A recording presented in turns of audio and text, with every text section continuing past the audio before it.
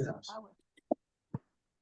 Perfecto. Bueno, señora Luzmeri, qué bueno verte por aquí. También a su merced. Acabamos de orar entonces. Eh, Bienvenida. Comenzamos entonces nuestro tiempo de ordenar los miércoles. Se acerca Navidad. eh, yo recuerdo que ahora, y eso fue de este año, porque eso no era así, y este año salió por ahí un meme y bueno, todo este cuento de que en septiembre se siente que ya es diciembre. Yo decía, pero en septiembre, octubre, noviembre, 4 meses, eso es todo un bimestre, eso es un bimestre, no, eso es todo un semestre, casi un semestre.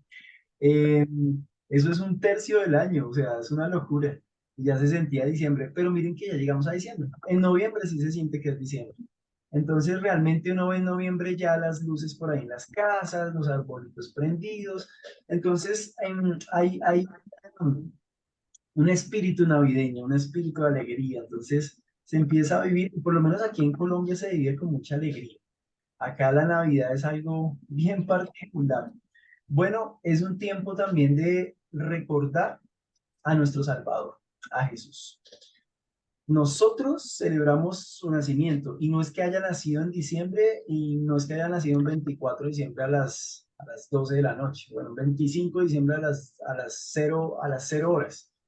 No, hace parte de una tradición cultural, social, familiar, hay una mezcla ahí, pero realmente si nos vamos con profundidad a lo que celebramos en el tiempo de Navidad, pues es recordar a nuestro Salvador, el nacimiento de nuestro Salvador. Entonces, llegando Navidad, esperemos que podamos también tener un especial bien bonito y no solamente un especial de recordar a Jesús como nuestro Salvador y el momento en el que Él nace, sino de poder encontrarlos. No hemos podido vernos, pero queremos encontrarnos pronto. Hace un año lo logramos hacer, hicimos una cena muy bonita, que para la gloria de Dios, pues salió muy bonita y fuimos poquitos, pero digamos que esos poquitos que estuvimos, pues fue un tiempo muy especial de compartir en mi casa como una sola familia que somos, como mi casa. Entonces esperamos poder compartir antes de que acabe el año con todos. Ya miraremos de qué manera lo hacemos. Les decía hace un ratico antes de comenzar la grabación, con Pau, pues estamos mirando eso. Nosotros somos profes, ya estamos finalizando el año y ya finalizando el año tenemos el tiempo de poder programar esto. Entonces, bueno, que eso esté también en nuestras oraciones, de poder vernos, de poder compartir y poder celebrar juntos que Jesús nació en nuestros corazones.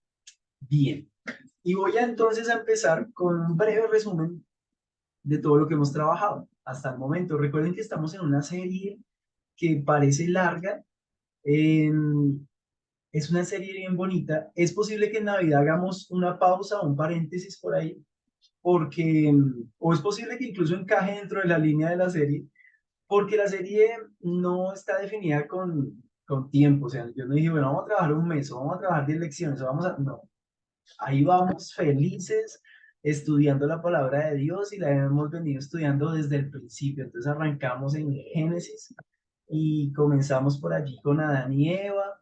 ¿Y qué pasó allí? El momento ya en el que ellos caen en pecado. ¿Qué significa eso? ¿Qué significa ya el juicio de Dios? ¿Cómo se rompe la relación con Dios? Y ahí arrancamos. Y hemos arrancado en ese orden. Y de ahí nos saltamos a Abraham. De hecho, comenzamos con Abraham. De ahí tomamos en cuenta lo que pasó con Adán y Eva. Pero entonces nos hemos enfocado en Abraham porque estamos mirando una genealogía. Entonces, estamos mirando realmente el momento en el que Dios dice, Abraham, salga de su tierra y de su parentela, de su familia, porque es hora de que usted haga su familia con Sara y sean un solo pueblo. Vengan pues. Y él sale de Ur de los Caldeos. Y sale él y comienza un proceso muy bonito. Entonces recordemos todo lo que pasa con Abraham, la promesa de parte de Dios. Hace 8 días vimos los pactos, entonces veíamos el pacto abrahámico. Entonces el pacto abrahámico que era, pues que Dios le dijo a Abraham, mira las estrellas, cuéntalas, no puedes, bueno, así va a ser tu descendencia, mira la arena, cuéntala, no puedes, esa será tu descendencia y serás padre de multitudes. Y entonces allí viene la promesa de lo que es el Hijo. Bueno, ahí está el pacto abrahámico. Entonces el pacto que Dios hace con Abraham. Dios le promete una descendencia abundante, sobreabundante, que no la podrá contar. Y ahí entramos nosotros. Entonces, hace 8 días hablábamos de algo muy importante y tiene que ver que nosotros ahora somos pueblo de Dios, hijos de Dios. Entonces, aquí hay una claridad muy bonita porque dentro de la retroalimentación que después ay caramba, que a mí me hacen, muchos de ustedes me decían, bueno, no somos pueblo, somos hijos. Yo, bueno, sí, pero en la palabra de Dios encontramos con que, en Pedro, nos encontramos con que ahora somos pueblo de Dios, nación santa, pueblo adquirido, real sacerdocio, donde Él será nuestro Dios y, no, perdón, donde nosotros seremos por pueblo a Él y Él será a nosotros por Dios. Es una promesa general, grande, se hace una promesa grande allí. Entonces, hay una diferencia muy bonita y esto no lo hemos hablado, pero esto es algo con lo que vamos a aterrizar, porque recuerden que estamos planteando una meta y la meta es llegar a entender, no perfectamente, pero sí poder llegar a entender un poquito acerca del conflicto entre Palestina e Israel, que es un tema que por ahora lo único que yo les digo es oremos por los hermanos que están allí, no solamente en la franja de Gaza, no solamente los palestinos que sean hermanos, y aún no, sino también los judíos que sean hermanos y aún no. Entonces, ¿a qué nos referimos? A los que creen en Cristo, a los que tienen a Cristo como su Salvador, como su Redentor. Y hoy vamos a hablar de esa palabra de redención, de Redentor. Jesucristo es nuestro Redentor, es el que pagó el precio por cada uno de nosotros. Y allí en ese conflicto bélico, que no es de ahora, es de hace mucho tiempo, y si nos vamos a la historia, pues nace por allí con Abraham. Eh, Desde allí, desde esos tiempos, no ha hecho más que contar víctimas en cuanto a un conflicto de guerra. Pero allí son muchos los inocentes que caen, pero también son muchos los hijos de Dios que sufren. Y en este momento es importante orar. Aquí hay que hacer memoria de la palabra que nos dice, oren los unos por los otros. Y es un tiempo de orar por ellos, pero también un tiempo de orar para que la paz de Dios alcance el mundo entero, porque solamente es con la paz de Dios que alcanzamos la verdadera paz. Eso es muestra de la ausencia de Dios. Entonces, en medio de eso entendemos que nosotros somos un pueblo de Dios, como hijos de Dios, porque ahora hemos sido adoptados hijos de Dios por medio de Jesucristo. Es algo bonito en lo cual hay que profundizar y llegaremos a profundizar cuando estemos hablando un poco más con profundidad acerca de la obra de Cristo en nosotros, cuando lleguemos a ese punto. Pero toda esta serie siempre le hemos apuntado a Jesucristo, siempre hemos mirado cómo Jesucristo es el plan de Dios desde el principio, cómo Jesucristo viene a ser sombra, tipo y figura con el hijo de Abraham. Entonces está Isaías ahí y Dios le dice a Abraham, ven, tienes que entregarme a tu hijo. Y entonces es una muestra de lo que Dios tiene como plan de redención por medio de su Hijo Jesús. En el momento en el que Abraham ya va a tomarlo en sacrificio, Dios dice, para, no levantes tu mano contra tu hijo. Y ahí es importante tener la claridad acerca de eso. Dios es un Dios de orden y dentro de la ley de Dios Él no acepta sacrificios humanos. Allí estaba probando el corazón de Abraham y hoy hablaremos del corazón. Pero sigamos con esa historia que hemos resumido todos estos miércoles y ahí seguimos. Entonces recordemos que estaba Isaac, después de Isaac viene Jacob. Eh, Encontramos con Jacob todo lo que hemos trabajado de allí las 12 tribus. Importantísimo y algo que hoy veremos un poquito. Entonces con Jacob nace un hijo que es Judá y entonces viene la tribu de Judá, uno de los hijos de Jacob, donde viene el linaje de Jesús. Entonces, bueno, ahí sigue el cuento. Entonces, con ellos están en Egipto en el momento de salir de Egipto, que son más o menos 400 años después de Jacob. Entonces está el pueblo esclavizado, sale un nuevo líder y es Moisés, y ahí viene otro pacto, que es el pacto mosaico, se llama, y es el pacto con Moisés. Y el pacto es hacia la tierra prometida. Dios le dice, nos vamos otra vez. parecido con Abraham, ¿no? Que le decía, vámonos, bueno, con Moisés, necesito que saques a mi pueblo, porque se van a la tierra prometida, allí de donde fluye leche y miel. Y aquí viene una cantidad de simbologías a Cristo impresionantes, porque Dios está cumpliendo con su propósito plasmado, plantado, proyectado desde el principio. Desde el principio de la creación, Cristo ya era el protagonista. Entonces, allí con Moisés es el cumplimiento en cuanto a lo que viene como una promesa de Dios. Hace 8 días veíamos todos esos pactos de Dios con el hombre, que le hemos puesto nombres, el pacto abrámico, el pacto mosaico, bueno, los pactos de Dios allí no son más que una línea para el cumplimiento de lo que es el nuevo pacto, que es el pacto de Cristo, el pacto en su sangre. Pero eso está anunciado desde el principio. Desde el principio pues está el pacto adámico, antes de Abraham está el pacto de Adán o con Adán, que ese pacto es duro porque es un pacto más de juicio, ¿no? En cuanto a lo que nos corresponde a causa del pecado. Entonces, cuando Dios le dice a Adán, bueno, tendrás que sudarla duro, tendrás que ganarte el pan, dándole duro a la tierra, todo esto también viene una consecuencia sobre la mujer. Y bueno, todo esto eso tiene que ver con el pacto adámico.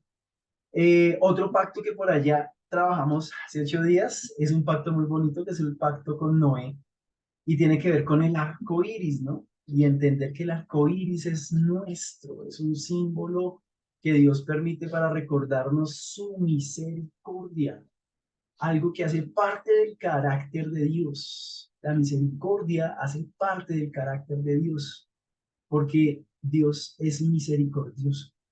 Dios no dice, hoy voy a ser misericordioso, mañana no. No, hace parte de él, de su carácter.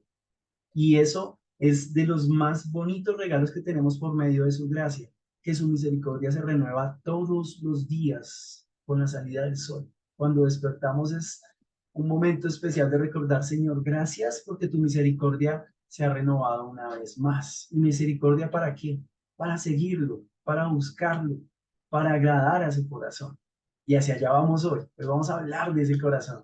Entonces, bueno, llegan a la tierra prometida, entonces allá está Josué, que es el que viene a reemplazar a Moisés ya, entonces Josué toma el mando y Josué dice algo muy importante y es nuestra cita base de toda esta serie y seguirá siendo nuestra cita base. Josué dice, mas mi casa y yo servimos al Señor. Y es en medio de un conflicto con el pueblo. Entonces, ¿qué hemos trabajado todos estos miércoles? Que el pueblo siempre se torció, siempre se torció, siempre se torcía, siempre. A pesar de que veían a Dios en medio del desierto, con la nube que protegía, los protegía del sol, con la columna de fuego, con el agua que les mandaba, con las codornices, con el maná, con tantas cosas, y así desde Abraham, siempre Dios cuidándolos, ni siquiera desde Abraham, desde Adán mismo, siempre Dios teniendo misericordia y cuidándolos, cuidándolos, cuidándolos, pero siempre tendían a torcerse, a torcerse, a torcerse.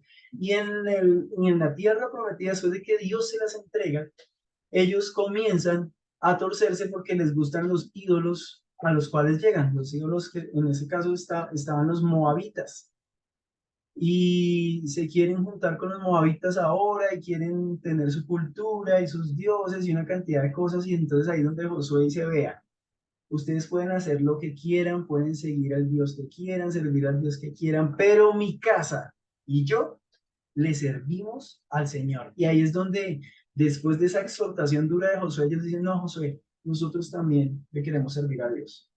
¿Y qué pasa? Que llega el tiempo de los jueces. ¿Y qué demuestra el tiempo de los jueces?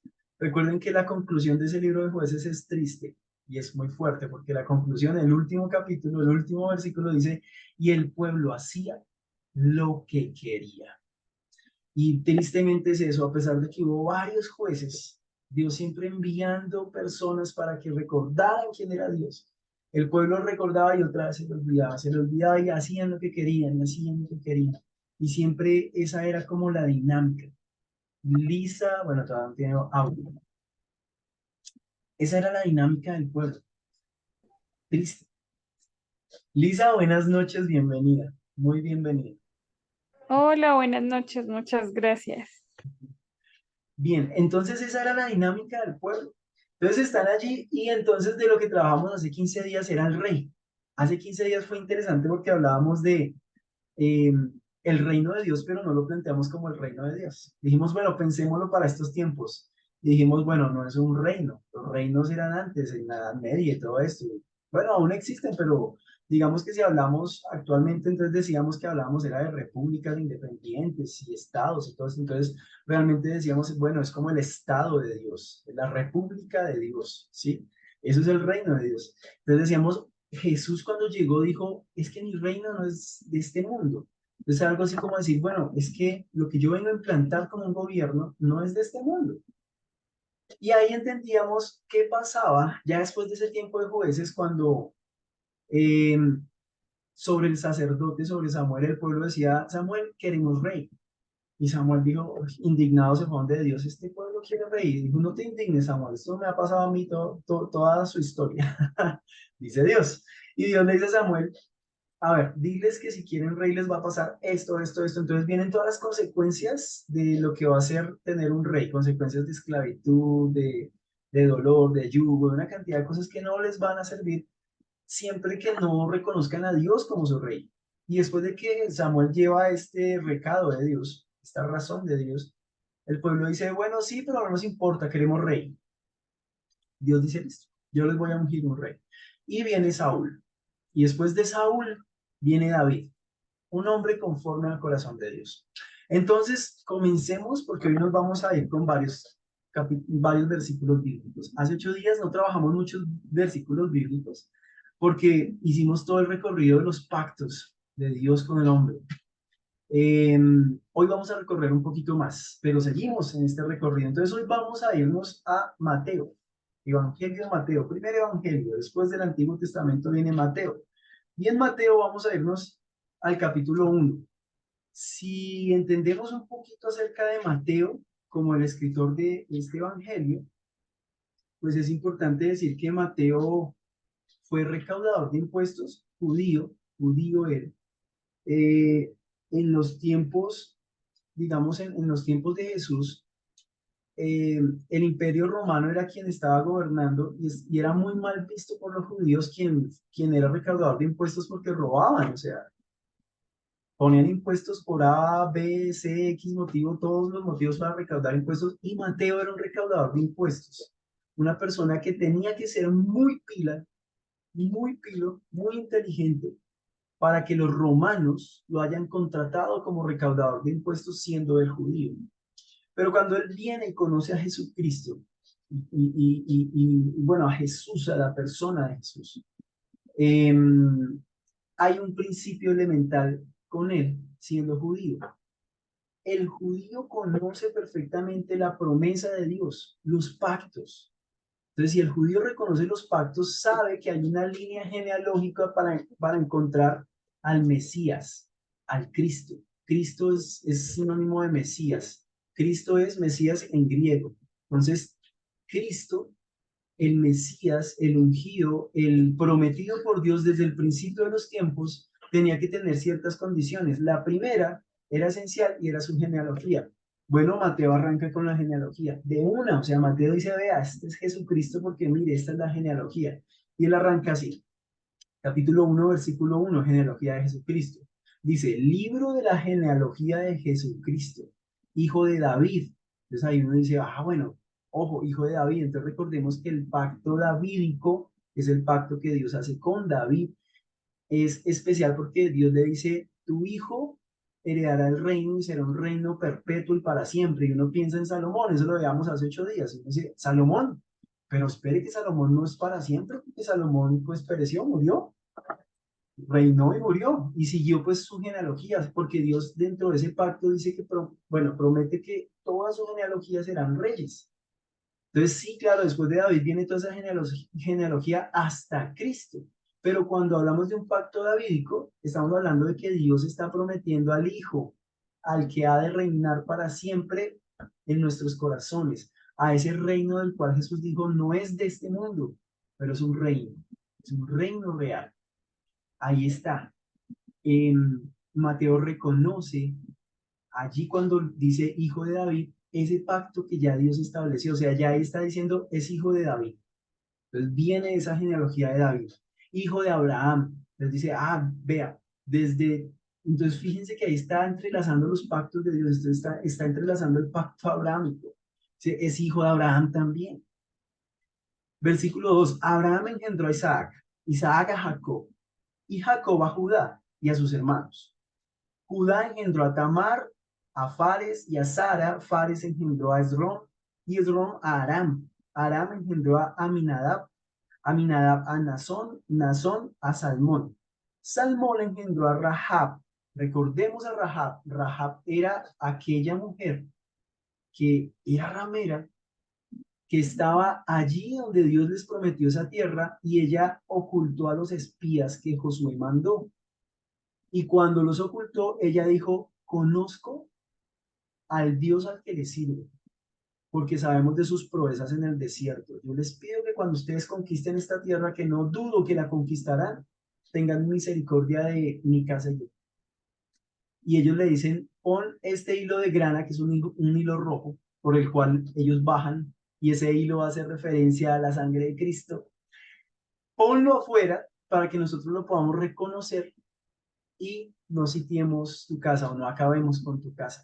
Y ese hilo que hace referencia a la sangre de Cristo redime a Rahab y su familia y su descendencia. Cristo viene de ahí, impresionante.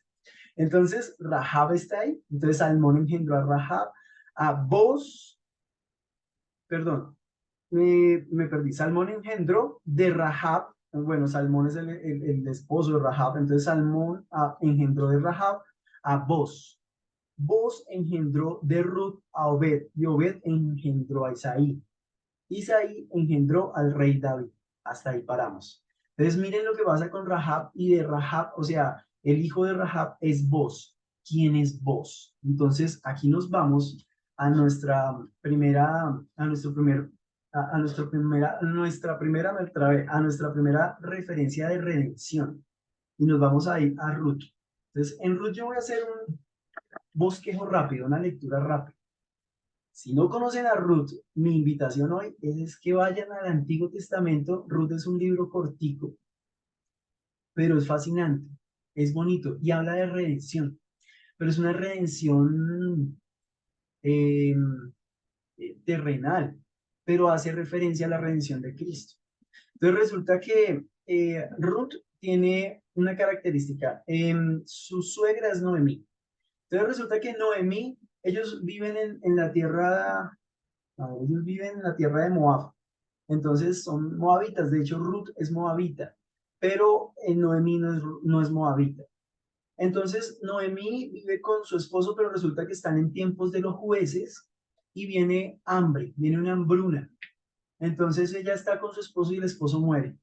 Entonces ella tiene sus dos hijos y sus dos hijos están casados. Y años después, sus dos hijos mueren y ella se queda con sus nueras. Y cuando se quedan solas con sus nueras, escuchan que el Señor ha permitido en la tierra de Moab alimento, de alguna manera abundancia en alimento, y se van para allá, porque hay hambruna, se van para allá. Entonces, camino a Moab, arrancan Noemí, que es la suegra de Ruth, y de Orfa, son ellas dos. Entonces, cuando ya llegan y todo este cuento, ya comen y bueno, logran sobrevivir, entonces ya Noemí les dice, váyanse, ustedes son libres, ya no tienen que estar conmigo, o sea, déjenme. Entonces ellas lloran y todo este cuento, pero le dicen, no, nosotros nos quedamos. Y ella les dice, nada las detiene. Ustedes ya son libres, ustedes pueden irse, yo ya soy vieja, no puedo ya engendrar, ni siquiera pensar. Ella dice, ni siquiera pensar en engendrar hijos para que se casen con ustedes, y si pudiera, tendrán que esperarse un montón hasta que sean mayores. No, váyanse, son libres. Entonces Orfa se va, pero Ruth le dice a Noemí, yo no me voy. Y las palabras de Ruth son impresionantes. Ella es moabita. Los moabitas no hacían parte de ese plan del pueblo de Dios, ¿no? Pero ella como moabita le dice a Noemí, yo voy a estar contigo. Tu Dios será mi Dios, tu pueblo será mi pueblo, tu tumba será mi tumba. Yo estaré contigo. Entonces es muy bonito porque ella está reconociendo la adopción de parte de Dios, pero de una manera terrenal. Entonces miren qué pasa con esa manera terrenal. Cuando Noemí la escucha y le escucha decir esto, Noemí dice, pues sí, listo, camine, pues. Y se van a tierra de Noemí, que después, bueno, tierra israelita. Y allá llegan a un campo y pues llegan es a trabajar y Ruth es muy trabajadora y allí se encuentra con el famoso Boz. Entonces, ¿quién es Boz? Recuerden que Boz es el hijo de Rahab. Entonces, él es una persona que está trabajando allí, tiene terrenos, tiene de todo. Ruth trabaja ahí, muy juiciosa. Eh, Resulta que cuando Ruth está trabajando, entonces Noemí le dice, ay, usted consiguió trabajo y una cantidad de cosas, que qué chévere, que esto. Entonces, ¿con quién está trabajando? No, que con vos. Entonces ella le dice, vos es familiar nuestro, él es pariente. Entonces resulta que había una ley judía que decía que si una mujer perdía a su esposo y quedaba sola, absolutamente sola y desamparada, la podía tomar un pariente para cubrirla de alguna manera en bendición. Y ella pues accede a esto con vos, pero resulta que hay una costumbre ahí, ella lo hace, todo este cuento, y cuando vos sabe que ella es la esposa de uno de sus parientes, que es el esposo de Ruth que murió, eh, él dice, bueno, pero lo que pasa es que hay un pariente más cercano que yo y él tendría el derecho sobre usted, solamente que tendría que reconocerlo, tendría que redimirla, la redención. Entonces aquí viene la redención, entonces vos se va a hablar con él y él le dice, sí, bueno, vos le dicen, vea, hay unas tierras, hay una cantidad de cosas, ¿usted quiere redimir todo eso por esta persona que murió? Porque ya no hay quien redima eso. Estoy yo, pero usted está primero, porque usted es un pariente más cercano. Y él dice, sí, yo voy a redimir eso. Y después vos inteligentemente dice, ah, también está Ruth, que ella es la viuda, y eso incluye esa redención. Tiene que redimirla también a ella, así que ella pasaría a ser su mujer. Ay, no, no, eso yo no puedo. No, hasta allá sí no puedo, dice dice el hombre. Entonces dice, no, hágale entonces usted. Y entonces vos se va donde Ruth y le dice, Ruth, yo la redimo. ¿Y qué pasa? Que este personaje llamado Vos toma adquisición de todo lo que vendría a ser de el que fuera el esposo de Ruth, y eso incluye entonces una bendición para Ruth porque ya tenía nuevamente una cobertura, una cabeza. Bueno, ¿quién es nuestra cobertura? ¿Quién es nuestra cabeza? ¿Quién pagó el precio por nosotros sin merecerlo? Jesucristo. Entonces, aquí nuevamente hay una referencia con vos en cuanto a la redención de Jesucristo. Es una redención. Y de esa redención, pues, o sea, esa es una figura de redención que viene a darse con Jesús. Es la redención en Jesús. Esa es la historia de vos y Ruth. Por eso les digo, es una historia larguita, es, pues no tan larga, es bonita. Son solo 4 capítulos. Léanlo. Ruth tiene solamente 4 capítulos. Allí van a encontrar, pero con nombres y con una descripción mucho más bonita, lo que les acabo de comentar. Pero vemos cómo esa redención es bonita. Y allí ellos se casan y de allí viene la genealogía de Cristo. Entonces, Ruth y vos vienen a ser como bisabuelos de David, del rey David. Entonces, por ahí va la cosa. ¿Qué pasa con David? Bueno, vámonos con David entonces ahora. Con David pasa algo y con David voy a hacer un ejercicio bien interesante. Con David vamos a mirar todos los aspectos principales de David, si es que los encuentro. Si me perdieron, los tenía por acá, ya, por aquí están. Y con David, al mirar los aspectos principales de David, pues vamos a mirar por qué él fue llamado eh, como un hombre con un corazón conforme a Dios, conforme a la voluntad de Dios. Entonces hay que mirar, bueno, ¿dónde dice eso? ¿Y por qué? Porque es que resulta que si uno se pone a analizar la historia de uno, dice, oiga, pero David fue tremendo. Entonces vayamos a esa historia, si la encuentro. Ok, ya la encontré. Vamos a hablar de los eventos importantes de David y antes de ir al versículo donde entendemos por qué él era un hombre conforme al corazón de Dios. Bien. Bueno, primero, David nace en Belén, es hijo menor de Isaí y es el nieto de Obed, hijo de Ruth y Boz. Cuando David era joven, en el reino de Saúl, Dios envió a Samuel a Belén para ungir a David como rey de Israel. ¿Listo? Entonces, el nieto de Obed, hijo de Ruth. Sí, él era el bisnieto de Ruth. Entonces, Ruth y Boz eran los bisabuelos de David. Por ejemplo, Israel tenía guerra con los filisteos y Goliat retó a cualquier israelita para que se enfrentara a él. David acepta el reto y lo mata con su onda. Eso conocemos esa historia, ¿no? La historia de David y Goliat, la famosa historia de David y Goliat. Em, por ejemplo, Saúl ordena que David sea matado, dice acá, bueno, muerto. Por Jonatán permanece fiel a David. Al convertirse en fugitivo, huye del lugar al lugar con una banda de hombres. Bueno, esto es algo interesante porque David es perseguido por Saúl, a Saúl lo atormentaba un espíritu.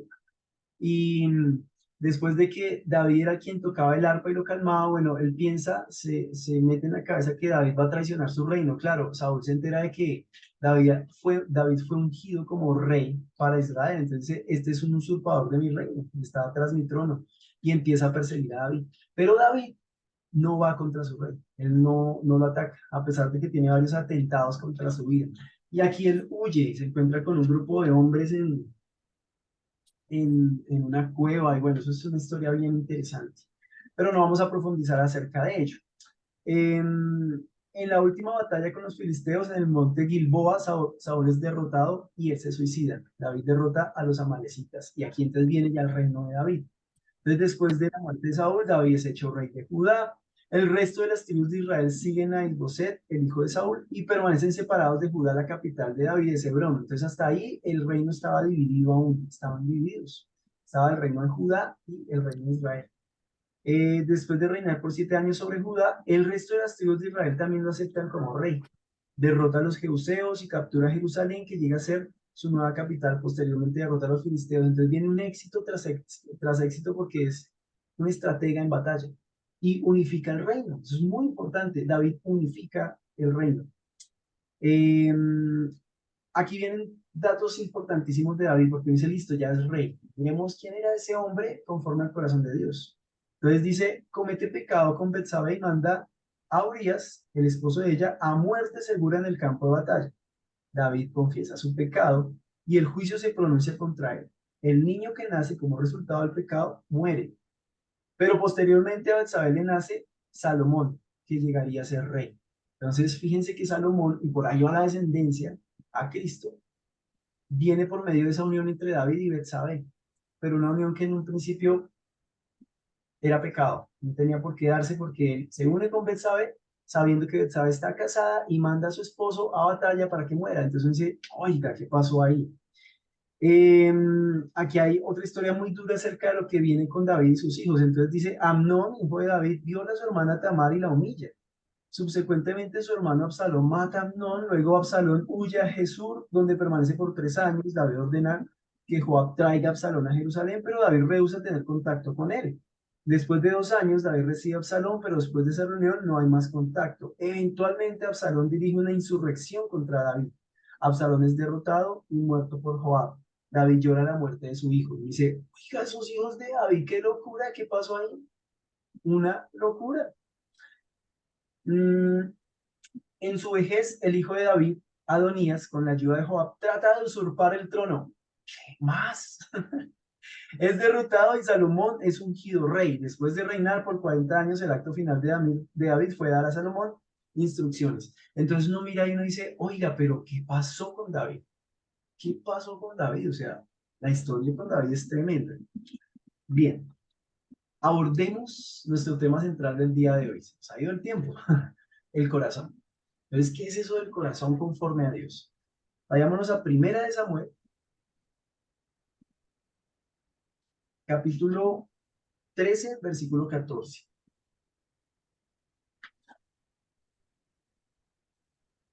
Primer libro de Samuel, capítulo 13, versículo 14. Dice, pero ahora tu reino no perdurará. El Señor ha buscado para sí un hombre conforme a su corazón, y el Señor le ha designado como príncipe sobre su pueblo porque tú no guardaste lo que el Señor te ordenó. Ok, ¿a qué hace referencia a esto? Entonces, está hablando específicamente a Saúl. ¿Qué hizo Saúl? No guardar la ley de Dios, no obedecerlo. Todo lo que tenía que hacer era obedecer al Señor como rey, no lo hizo. Entonces Samuel es directo y le dice, ya hay ungido un rey, el que será rey, y ese es un hombre conforme al corazón de Dios. Entonces, ¿qué quiere decir conforme al corazón de Dios? Que obedece al Señor, que obedece a Dios. Entonces, ¿obedecemos nosotros? Tres puntos. Primer punto, el querer y el hacer. Vámonos a Filipenses. Filipenses capítulo 2. Bueno, voy a buscar en el celular para hacer un poco más rápido. Filipenses capítulo 2, versículo 13. Filipenses capítulo 2, versículo 13. Dice, porque Dios es el que en nosotros produce así el querer como el hacer por su buena voluntad. No es que nosotros lo queramos hacer. Al principio de esta reunión reconocíamos un don muy bonito sobre Daniel. Él es doctor y está en una misión muy bonita en Chocó y ha tenido que volver a Chocó y hemos visto cómo Dios respalda ese ministerio. Pero no lo hace porque él quiso. Él no dice, yo lo voy a hacer y lo hago porque quiero y es mi intención y lo haré. No, Dios pone en el corazón de Daniel el querer como el hacer. Cuando Daniel lo quiere hacer, así mismo Dios pone el hacer y lo hacemos. Y eso es obediencia al Señor. Entonces, cuando el Señor y Dios nos dice qué hacer y nos rehusamos, pero Dios, pero es que tanta cosa, pero esto, pero lo otro, y voy a poner el ejemplo más sencillo. Congregarnos es importante. Por eso en diciembre tenemos que congregarnos como mi casa. El congregarnos es importantísimo. Es muy importante porque ahí es donde nos edificamos los unos con los otros en amor y es un amor fraternal en Cristo Jesús. Y el no hacerlo implica desobediencia al Señor. Eso es desobediencia. Entonces, no, es que a mí no me gusta. Pero es que no es si le gusta o no le gusta, es que el Señor lo dice y hay que obedecer a Dios. Entonces, Dios pone tanto el querer como el hacer. Y cuando queremos es pedirle al Señor, Señor, permítenos el camino para hacerlo y poder hacerlo. Importante. Estamos enfocados en obediencia. Segundo punto, no olvidemos algo muy importante. Vayamos a Jeremías, capítulo 17. Jeremías, capítulo 17, versículo 9 y 10. Engañoso es el corazón más que todas las cosas y perverso. ¿Quién lo conocerá? Y muchas veces decimos, no, pero yo soy bueno, yo hago las cosas bien y creemos conocer nuestro corazón. Resulta que nuestro corazón es engañoso incluso a nosotros mismos. Versículo 10. Yo, Jehová, que escudriño la mente, que pruebo el corazón para dar a cada uno según su camino, según el fruto de sus obras. Engañoso es el corazón. No nos engañemos a nosotros mismos. No creamos, no nos creamos en nuestra propia prudencia, también dice la palabra del Señor. No creamos que ya lo tenemos todo hecho y somos perfectos porque somos buenos. ¿Quién nos dice que somos buenos? Solamente Dios conoce nuestro corazón, solamente Dios conoce nuestras verdaderas intenciones. Y nuestra obediencia es la que agrada a Dios. Aquí voy a ir a la conclusión. Cerramos nuestra grabación del día de hoy, pero volvemos porque tenemos que profundizar un poquito más. Y la conclusión está en primera carta de Juan, primera de Juan, capítulo 3, versículos 21 al 24. Conclusión. Amados, perdón, sí, 21 al 24. Amados, si nuestro corazón no nos reprende, confianza tenemos en Dios. Y cualquier cosa que pidiéramos, la recibiremos de Él, porque guardamos sus mandamientos y hacemos las cosas que son agradables delante de Él. Y este es su mandamiento, que creamos en el nombre de su Hijo Jesucristo y nos amemos unos a otros como nos lo ha mandado. El que guarda sus mandamientos permanece en Dios y Dios en él. Y en esto sabemos que Él permanece en nosotros por el Espíritu que nos ha dado. A todos los de YouTube, un abrazo. Ya nos vemos. Ya nos vamos a cortar, ya se va a cortar, entonces ya nos vemos una vez más. Volvamos a conectar.